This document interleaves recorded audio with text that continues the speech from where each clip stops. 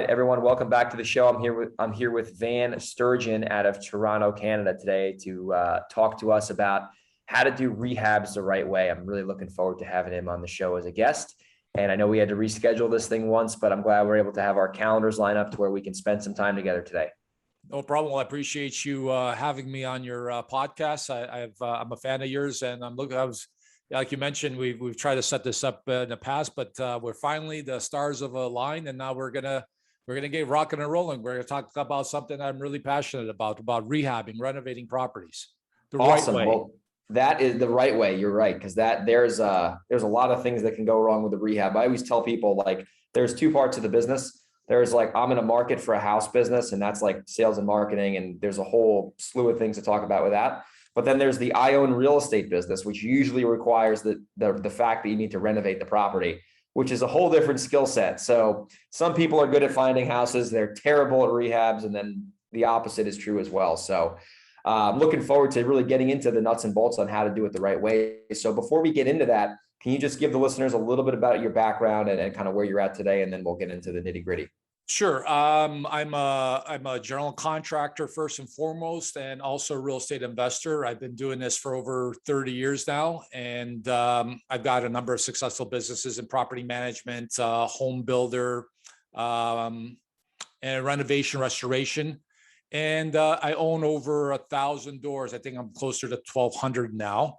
I'm sort of semi-retired right now in my life, and I see that the reason why I'm out there, talking to folks like you as well as others is there's a real need for information out there for people looking at how to properly and successfully renovate their properties, rehab their properties without running into a lot of the difficulties and horror stories that we hear about all the time. That dumpster that sits in a driveway that you keep of a house that's being renovated, that's been there for 6 or 8 months.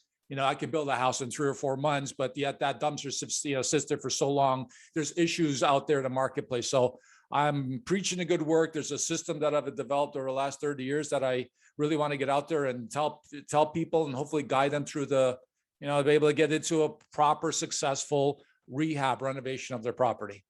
Oh, I'm so glad people like you are out there talking about this, because like I said a minute ago, like, there are so many people that I know, and this has happened a little bit to me. I've gotten okay at managing rehabs, and I've had other people do it for me, so it gets me out of it. But they'll buy a property at the right number, but the rehab, especially where I'm based out of, is New York, the New York area. There are a lot of permits and regulations involved with that. So like, if you get a stop work order, or if you're in San Diego where I actually live, and you get red tagged, you're done. Because like, every area is different. Like some areas you can get away with it more than others. So no, you're absolutely right. All across North America, I've helped people out in their rehab renovations, and it's just a hodgepodge of different types of regulations. And some areas require general contractors to be licensed. Some areas don't.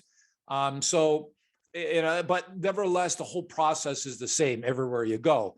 And it's just a matter of a lot of folks go into these things without actually having the processes and systems in place to ensure that they're successful, right? Absolutely. So let's get right into it. So when it comes to doing rehabs the right way, so you can obviously have a certain outcome, which is a completed project, and then obviously be on budget, be on time, and minimize the liability. Like, let's just have today, obviously we have 25, 30 minutes to spend, so we probably can't get into the whole system. That's why, at the end, we'll talk about some things that you offer. But what are just some pillars? Like, if we're going to 80-20 everything and find the 20% that really are going to bring most of the value, let's just have you start talking about like some of the absolute keys we'll drill deep on, so listeners can take something away from this podcast. Sure. And I have a 6-step process that I've developed over the years that I am out there and I'm promoting, and hopefully your listeners will be able to listen to and get some real valuable information by the end of this. And to start, one of the things that we as successful real estate investors have to have is being able to identify the deal. Yeah. And part of that, the component of finding that great deal is that, we're buying ugly ducklings, diamonds in a rough. We're never buying a truly perfect property. We're buying an asset that is undervalued because it requires some repair, some renovation, some rehabbing. And so we got to put a component on that dollar value and able to figure out whether it's actually a deal that makes sense or doesn't. And so it's really important to find those deals, but I think it's equally important to have that skill set to be able to not only evaluate a property properly, but also be able to initiate a process where you'll be able to get that number in that process. Because I can give you a great deal, Greg, but if you don't know what the hell you're doing on the reno side, I've seen devastations. I've seen, budgets that have been at, $50,000 all of a sudden explode to 120 just because they weren't able to look after the property, identify the certain things that they needed to do. And we also come across situations where properties are over renovated. So, yeah. And you can see them all the time, and they're sitting out there in the marketplace, newly renovated or whatever, and they're just sitting in the marketplace because they just overpriced themselves out of the market. So one of the first things that I advocate is goals. We need to really establish what the goals are for this particular rehab renovation. Whether it's we're looking to make $30,000 on the flip, whether we're looking to raise rents by $400 or raise them up to $1,200. We need to have a clear, defined goal and have it literally written down.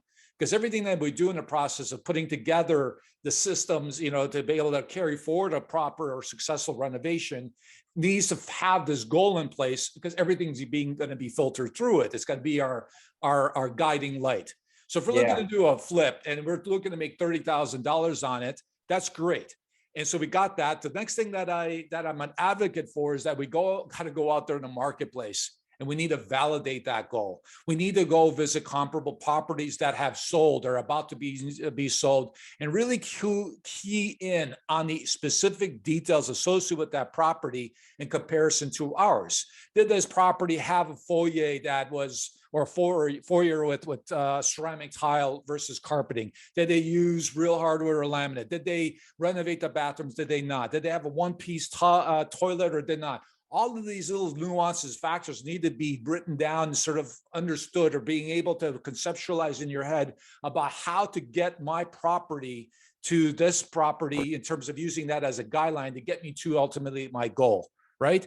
And a lot of times I find a lot of folks going out there, newbies especially, on paper looks great, the numbers make a lot of sense, but they really don't do their market research of really get into what is it that my property does not have in order to be able to get me to my goal. Unfortunately, there's certain things that we can't do. We can't manufacture additional square footage. So if I were to go to a rental property down the street that's renting out for $1,200 and mine is at $700, and I want to get it up to $1,200.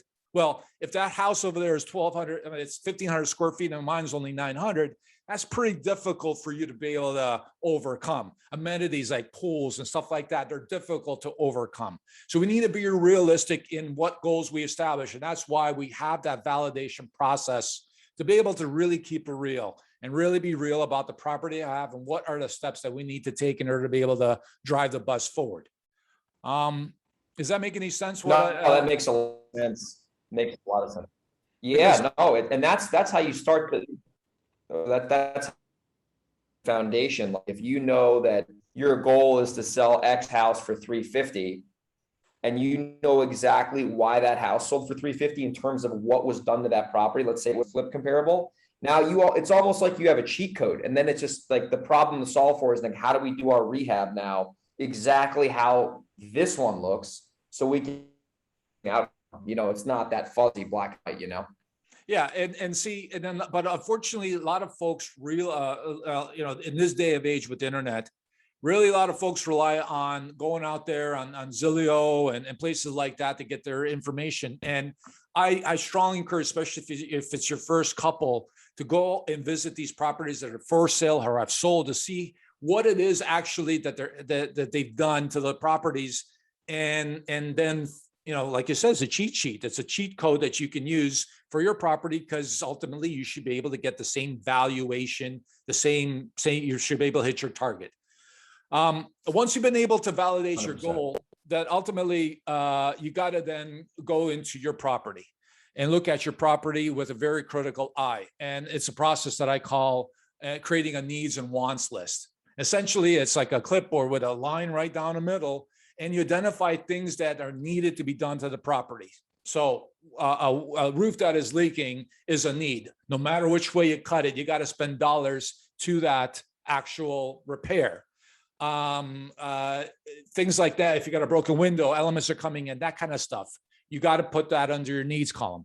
Then you get into into other items that, based on your market valuations, based on the validation process, things that you want to do, things that you look at and you say, what, that shaggy lime green carpet that's in the family room from the 1980s, maybe, even though it's in relatively good condition, it's something that we could repair, replace if it's within our budget.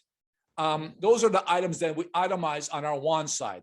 So essentially, we have this list where we've done an inventory. We start from the outside, we circle the property. We get on the inside, we circle the property, first floor, second floor, and we literally go through room by room, jotting down everything that needs to be accomplished within that particular, that you'd want to see or needs to be done within that property. Now we've got a list of things that we got to do to this property. And I would imagine if you did the process, if you started this properly, in that you got some type of validation or market research done, that this list should be really fine-tuned in what you need to do and what you want perhaps to do if the budget allows for it. The next stage, right? And then the next stage, or even before that, is to evaluate, determine, figure out money. How much money do we have in the budget to apply toward this renovation rehab? It'd be nice if we had unlimited sums of money, but we don't. We got to have a budget and make the best use of that budget. And so part of the thing is, how much money do we have cash on hand? Do we have access to lines of credit? Do we have hard money lenders in place to be able to borrow, that we can borrow money from? All of those types of things we need to figure out beforehand, obviously, and we need to have a dollar figure of how much money we have to be able to contribute to this renovation, because ultimately when we move to the needs and want list and determine which we're going to do, the needs, of course, we're going to accomplish because we have to, but on the one side, depending on what our budget allows us, we're going to identify the items that are going to deliver the highest ROI. So one of the things I often find in real estate and newbies that are going in there is, they immediately gravitate towards something like, if you're walking into a 50, 70-year-old house, they immediately gravitate toward having to replace windows, as an example. Now, sometimes it'd be nice to replace windows if you have the money in your budget and you can see you can get some real serious ROI out of it. But oftentimes I find that it's a huge capital expenditure that isn't needed if you're looking at it as a position of, a flip, that there's other things that you can do within that property and on the renovation side that's going to deliver much higher ROI than it would be to replace windows. Also, I find a lot of folks try to shoot for the highest mark in renovating their properties and reaching their goals. So if the market valuation, for example, in an area is $300,000, they want to get to that point where they bought this property low, they want to renovate it, and they want to shoot for the stars to get that $300,000 mark. I'm not an advocate of that. I'm a person who likes to go in there and just quickly turn property over. So if I was in a market where top dollar is 300,000, I'm going to position my property at that 290, 285 level so that I can move product. And a lot of people want to shoot for the moon and the stars in the sky, but it's not really this. You got to look at this as a business. And the longer that you have your dollars tied into a project, those opportunity costs. There's opportunity costs. There's opportunities every single day that you come across that you can't get into because you're still holding on this particular property. So I'm an advocate of everybody wants to feel like they got a deal. So sometimes we withhold things that we could do to the property. Let's say, for example, replacing windows, reducing our, what we're going to sell the property for, so that we create an attractive opportunity for somebody who's going to think that they're going to buy at a cheaper price than what the market rate is. But they have this, they know that they're going to have to repair it, but they might repair it a year, 2 years, 3 years down the road. Long as we don't have a need situation where the window's broken and it's allowing elements in, then we avoid some things like that, these huge capital expenditures, and we address other things that deliver the highest ROI. So what you should be asking me, Greg, is what are the things that you should be doing to be able to get the biggest bang for your buck? And what I tell folks, because I'm asked this often, is there's nothing better than spending money on curb appeal on the exterior of the property, because that's where you get the highest ROI in terms of setting the stage consciously and subconsciously for that individual who's looking to buy that property or looking to rent that property by having something that aesthetically is appealing. And I will spend dollars, and they're really, really not a lot of money we're talking about, but in landscaping, maybe recoating the driveway, just adding a top coat or a sealer like on it to bring it out, cutting the grass, adding some flowers, painting the garage door, painting the front door, maybe adding some shutters to the exterior, really making this place stand out on that street. And there's a number of really, incremental, small little effective things that you can do that really delivers that wow factor. That it's amazing to see. I've done literally thousands of renovations in my life. It's amazing how people will go through that property differently when when you've dressed it up on the curb appeal side. They walk in and they're able to sort of not avoid, but it's kind of rationalize in their head, well, that's okay, the kitchen maybe isn't renovated, or that's okay, the bathroom isn't renovated, because they've been wowed by the outside. And it's really, really consciously, subconsciously so important, that wow factor, that curb appeal that brings people in through the doors. And then again, if you strategize and you adjust your prices accordingly, you'll be amazed at how quickly you'll be able to move the property.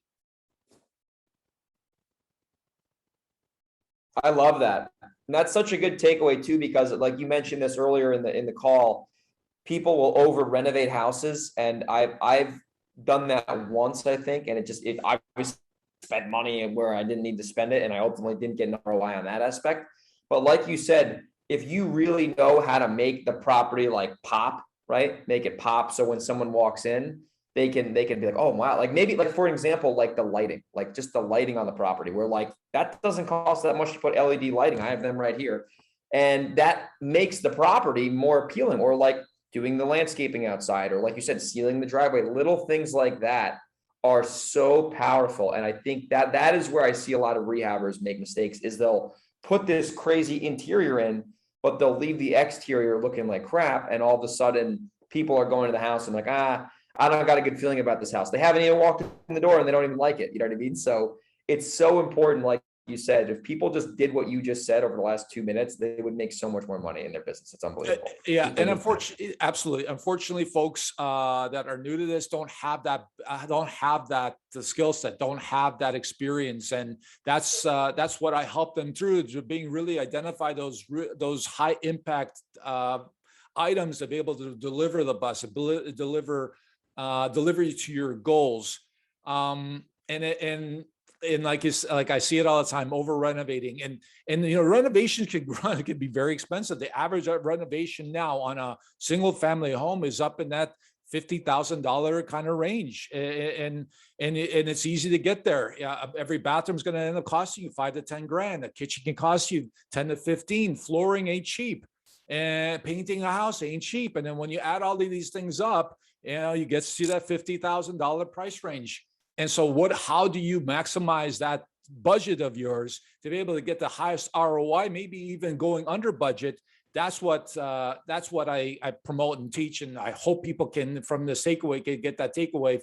The biggest takeaway from this is that you gotta look at it that way, and you'll be able to get to your goal. But ultimately, the next step in my process is, once you've been able to identify those items, is creating a detailed scope of work is the next step. And oftentimes, especially in single family homes, you rarely see anything detailed. And that's one of the biggest issues that I find folks doing, is they don't get into creating that detailed scope of work and really itemizing what it is they're looking to accomplish in a property, creating some sort of a processes within like what you're looking to accomplish. Those are the things that are critical and having put in place. Because if you don't have that information, I don't know how any bona fide general contractor, if you elect to choose to use one, or doing the work yourself, if you're going to go directly to an electrician, a plumber, and painter, if you don't have that information in place, I don't know how it is that you're going to attract good quality contractors or tradespeople. And if you do attract them, whoever you're going to attract is going to be individuals that you're going to get quotes that are all over the place. One of the common problems that I come across is, one, we can't find good quality contractors and tradespeople out there to quote on our work. Two, If they do find somebody that quotes on it, the quotes come in, they're all over the place, and you can't even compare them because they're all over the place. They're very vague, and it's just a dollar value. And so how do you compare? How do you know what you're getting from one guy versus another guy? Right? It's a big problem. It's huge. It's huge. And I've seen too, by doing this, when I tell the contractor, or if the project manager tells the contractor what we're going to pay, and they know that we're like not messing around, and they know that like we know what we're doing, and they're not going to be able to like take advantage of us. Like if I was brand new, I'd be like, oh, I don't know, what can you quote me at? But I'm like, hey, dude, a boiler costs $7,500 to replace. I'll pay you. I know that's what it's worth. So like they can kind of see that when I have a scope of work set up, they're not, like you said, and I've learned this firsthand. They know that I already know how to play the game, and they're not going to, number one, try to take advantage of me. And number two, a lot of the smart ones, they see this as a continuous relationship. It's not like you're one-off rehab. It's like, hey, I'm going to call you once a week for a house. So not only do you have to give me a reasonable price, but this is something that we can keep. It's a repeat business. And when good contractors notice that, they're not going to give you the highest price because they know they're going to get business from you all the time, and you're going to refer them to people. So that's another thing that I've done to really keep good contractors in my database, is showing them that I know what I'm doing. Speaking as a general contractor myself, I'm very busy. My companies are busy, but we are always looking out for other opportunities or clients to be able to start a relationship with. But if I get a phone call from somebody randomly who says, yeah, I'm thinking of doing this, I'm thinking of doing that, and I'm not returning their phone call. I'm not going to waste my time quoting, because it takes a lot of time and money and energy to quote. So I'm only going to deal with, because I'm busy already, I'm only going to deal with individuals that come across that are professional. And part of that process is creating a scope of work, a detailed scope of work that shows that you're on the ball, you know what the hell you want, and I'm not going to waste your time. I get to the point in my process of creating such a detailed scope of work that literally, whether it's a general contractor or even an electrician, a plumber, and painter, don't even have to visit my project, be able to put a price together. And you'd be surprised when you get to that point, when you know how to craft one that's that detailed and gives your contractor and tradespeople the information they need, you'll be surprised at how many quotes that you'll get, but not only get from random people, but you're going to get them from good quality contractors and tradespeople. Because guess what? The dodo contractor, tradesperson, the newbie, the person that just came, decided one day to become to get in the business, who don't know what they're doing. As soon as they see a detailed scope of work like that, it just scares them away. They won't price it out. Yep, they run away. They don't want, because they themselves don't know. They're not sure of their own business. They don't have the experience. So by having a detailed scope of work, I'm going to attract the good quality people who want to work with me, and I want to work with them. And it's a beautiful process. So this whole issue of I can't find tradesmen, I can't find contractors, it doesn't exist with the people that I work with, because I know that they are out there. They're looking for work, but they're not coming. The reason why you've had difficulties in the past of finding these people is because you presented yourself in the wrong way. Totally. That's so true. And especially when you have your stuff together, you're going to attract people who are going to have their stuff together. You know what I mean? The biggest thing I've noticed too, and this is kind of tied to scope of work when working with contractors, is it's all about, having the open line of communication with the contractor and managing the expectations correctly. Like if a contractor tells me, Greg, I'm very busy right now, generally I can get your project done in 5 weeks, but right now it's probably going to take 7 weeks. If he communicates that to me and I accept that, I'm not going to be disappointed if it takes 7 weeks. But if he says that, and then it takes 12 weeks when he told me it was, see, that's when people get pissed with contractors. It's all about the communication and managing the expectations. And I've found that the good contractors that I've worked with are just very good at communicating and being upfront with me about what's actually going on, versus like not calling me. And then there's like animosity happens, and then no one knows where everyone's at. And then all of a sudden you fire the contractor and it turns into a fiasco, and you got a job that's sitting there and you're angry, so that's a big thing. I'm sure you've seen that as well, thousands of times at this point. Oh, absolutely. And that's where the next step in my framework is. Yeah. That's a nice segue, is that the whole tender contract process. when you've tendered out your scope of work and you've got these quotes that are coming in, you're going to narrow it down to those individuals that perhaps you're going to want to use for your project. And then you got to go out there and check references. And sometimes I find a lot of folks, because they're busy, or lazy, don't want to do that, but you need to do that. You need to go look at, because quality is relative. What's quality to me might not be quality to you. So you can't just take someone's word for it. You got to get over there and take a look at their current projects or previous projects, and hopefully maybe even run into the principles of those previous projects to find out, hey, did these guys meet your expectations? Look at the finished product and ultimately determine whether you want to do business with them.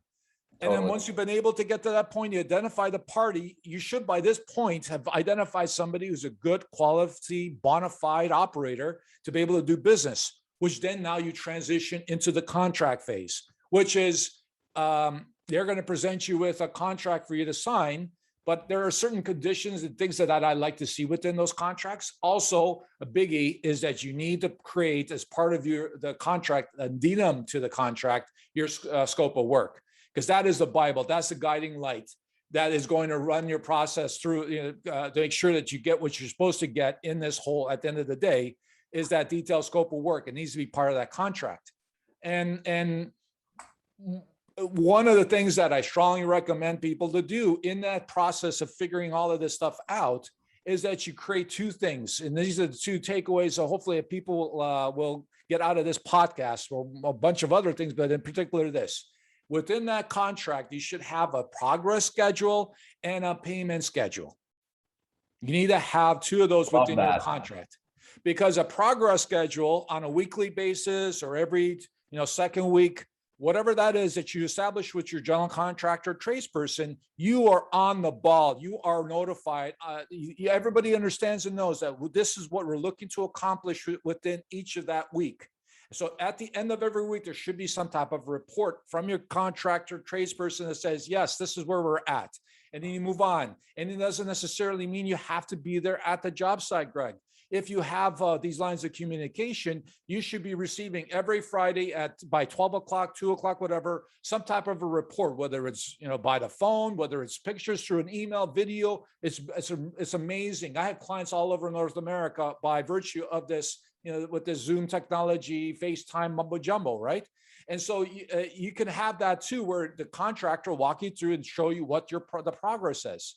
And if you haven't hit those milestones, you haven't hit the progress, then you got to stop and you got to say, wait a minute here. We're to week 3, but we're only finished week 1. What's going on?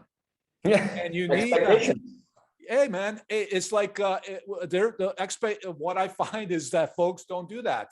They fork over 30, 50, 70% deposits down. I've heard some really crazy stuff. 70%, I've heard people put down 70% deposits to these contractors, tradespeople, and hope that these guys will work out. And isn't that craziness or what? I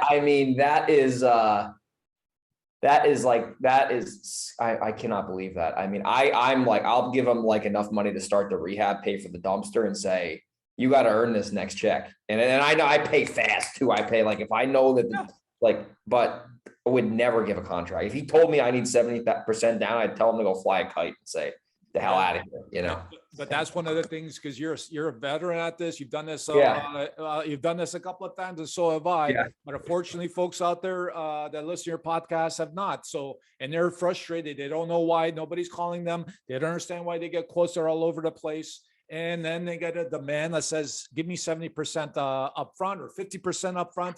And when I'm dealing with folks like this, I say to them, listen, you can't. These guys are not McDonald's, where you go, at McDonald's, you got to pay up front for your hamburger and wait for it to be, none of these guys are McDonald's.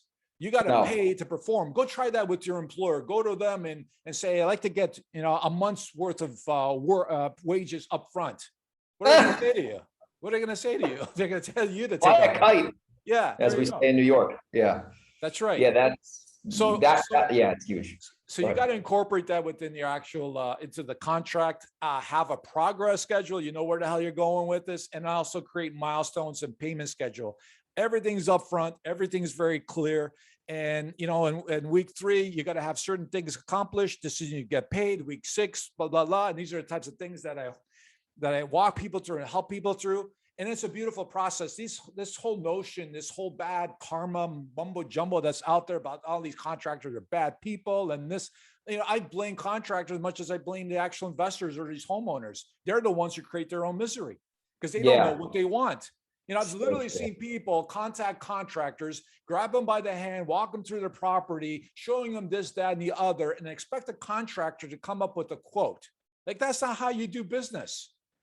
How do you know that the information you gave to one contractor is the same as the other is verbal? I forget things. You got to have it in writing. You have a detailed scope of work. You got to be able to go to your painter and say, hey, man, before you paint that wall, I want you to clean it. I want you to sand it. I want you to whatever that process is. You want to also tell your painter that, hey, buddy, I don't want you. You know how many different types of painter out there, Greg, from the same paint manufacturer? Different qualities, different sheens, different, all that stuff. You got to identify that. You got to write that stuff down so you get proper quotes. Because if you don't, what ends up happening is, well, guess what? What type of quality of paint you're going to get for your project if you just let the painter decide or the general contractor decide? You're going to get the worst. You're going to get junk. Cheapest. It's going to be the cheapest because you didn't specify. Now, whose fault is that? Is that the contractors or the trades? That's the investors' fault. Everything is their fault. It's a self-responsibility game, man. I had that happen to me actually not too long ago. I bought this mixed-use commercial building and I was rehabbing one of the units, and the guy he made a mistake. Maybe he was drunk or something, but once again, that's even my fault. He put in like the 2 different floors in the kitchen, like they were 2 different colors. And I walked in there one day and I'm like, dude, change that crap out. And he was like, yeah, I'll do it for free. But it's my responsibility to catch that. If he finished the job and I didn't see that till the end, I mean, he at that point, I'm not going to go, it is what it is. So you got to be on top of these guys and gals if you're hiring them. And you got to be able to, like you said, be specific. Because if you're specific, it's very easy for them to either accept that or decline that. But if you're like, I just throw the best color in there, they're going to throw pink in there. And then you'll say well, why'd you put pink in? Well, you just told me to throw the best color in there. I felt like that was the best color. There's no black and white there. You know what I mean? So it's so important with contractors, man. You couldn't have said that better. So Greg, you brought up something interesting. So I'm going to ask you that this will help folks. If you had in that same situation where that tile was 2 different colors or whatever, but you had paid that guy up already, you given him his money, where's your negotiating power in getting that guy to fix that mistake? What would it be if you've already paid that guy? Or if he's got a payment schedule, you set up a payment schedule where you're always behind, meaning you've already paid him in advance of things that he should have accomplished by now. Would he have been all that eager to replace that floor? No, exactly. Because my leverage went away. Exactly. That's why I'm very careful with paying them. It's I don't pay until the segment of the job is done. Because like I said, if I pay a contractor and he does all the work, he has the money, why would he call me back? I mean, hopefully he has integrity, right? But you don't know if he has integrity or not. That's out of your control, ultimately. So when I still have monies for him, he's going to be more receptive to me. And that's just the way you have to be. I mean, there's just no getting around that. That's just the way it works in reality. So that's a great point. Don't overpay. Don't pay ahead of schedule. Don't be generous and give him 10 grand just because he's a nice guy. Everyone's a nice guy until they screw you over. Ask me how I know, so it's that's just part of doing these rehabs in the systematic format. And that's why I'm an advocate of the process that I just listed. And I can go to every single little step that I mentioned. I could talk hours about, the do's and don'ts and all that kind of stuff, But ultimately, if you follow the framework I'd identified, you shouldn't have any of these issues. You're going to have your contractors and tradespepeople under your, I don't want to say leash, but you know what I mean, where you got them in control. You're in control of the whole process. And I've often find a lot of new real estate investors, when they get involved in these renovations, that they take on a mind of their own and they turn into these vicious animals and they lose control. How many times, maybe in your early days, you've come across this, where you hire a contractor and he keeps promising you're going to show up. He's going to keep showing up. And every morning you wake up with that pit in your stomach, wondering if that's the day. Is that the day your contractor is going to show up and do work? And a lot of folks out there listening to this podcast are going to know where I'm coming from. and it's such a miserable feeling because you're being taken advantage of. If you follow the framework I just laid out, you should not have any issues whatsoever with that. Totally. You're very well said. And they can take this from this podcast, implement that, and immediately start getting results. But if they wanted to get more involved, I appreciate you coming on. This has been an awesome, very, very, very informative show. I'm sure a lot of people, if they're not driving, are taking detailed notes. Now, if people want to learn more about you, maybe they want to get involved in anything you have to offer, what is the best way, number one, to reach out to you? And then number two, if you have a website where they can visit to check out some stuff online, if you have anything to offer. Well, I'm on social media, so like go out, reach out to Instagram, Facebook. I'm there. But probably the best place is just to go to my website, vansturgeon.com. There, I've written a number of books that you can download for free. I really want to help people, and that's the reason why I got involved in this. I know the pain and suffering that people go through in these renovations, and I feel really badly, and I know how it feels. So I'm out there a big advocate and trying to make sure that people are getting what they're paying for, and it should be an effortless process. It should be a fun process. So go to my website. I've been on a number of podcasts. There's lots of information on my website. And if you want to contact me through there, you're more than welcome to. And there's a bunch of free stuff that I have on there, like I said, ebooks, renovation calculator, stuff like that they can download. Awesome. We'll put it in the show notes there. Anna listening, she'll put it in there, vansturgeon.com. Thank you so much for being a guest on our show today. And I'm sure everyone is going to get a lot of value from this. Thanks for having me.